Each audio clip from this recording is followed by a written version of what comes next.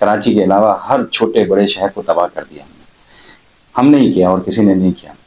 ہمیں ہی صحیح کرنا ہوگا. ہمیں جو ہے وہ سلیبس کو جو ہے اس کے اندر انوائرمنٹل جو ٹاپکس ہیں وہ ڈالنے چاہیے. ہیٹ ویوز کے اندر مختلف جو ہیٹ ویوز گزری ہیں پاکستان کراچی میں رپورٹ ہو جاتی ہیں, دوسرے شہروں میں رپورٹ نہیں ہوتی ہے. بارش جو ہوتی ہے وہ ایک ساتھ تباہی مچاتی ہے اور ایک ساتھ 8-8 10-10 ڈسٹرکٹس کے اندر تباہی مچاتی ہے.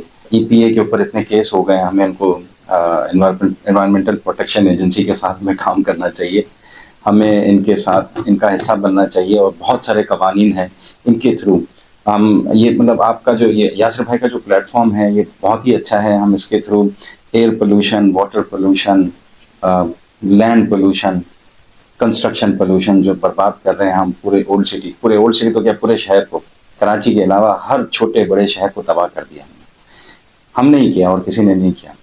ہمیں ہی صحیح کرنا ہوگا یہ سب, کوئی اور اوپر سے نہیں آئے گا.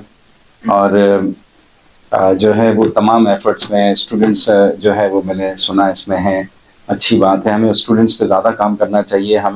ہمیں جو ہے وہ سلیبس کو جو ہے اس کے اندر انوائرمنٹل جو ٹاپکس ہیں وہ ڈالنے چاہیے پرائمری لیول پہ, سیکنڈری لیول پہ, تاکہ لوگوں میں اویئرنیس آئے اور ہم سب مل کے جو ہے وہ بہت زیادہ امپیکٹ ڈال سکتے ہیں.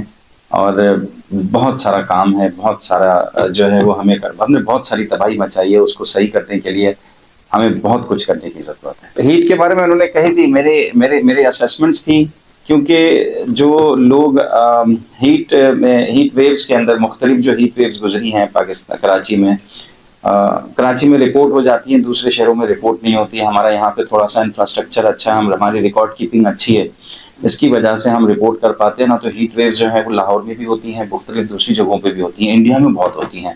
اور جو ہے سب سے زیادہ امپیکٹ اب جو آتا ہے ہیٹ ویوز کے اندر ان علاقوں میں آتا ہے جہاں 15 گھنٹے 18 گھنٹے لوڈ شیڈنگ چلتی ہے.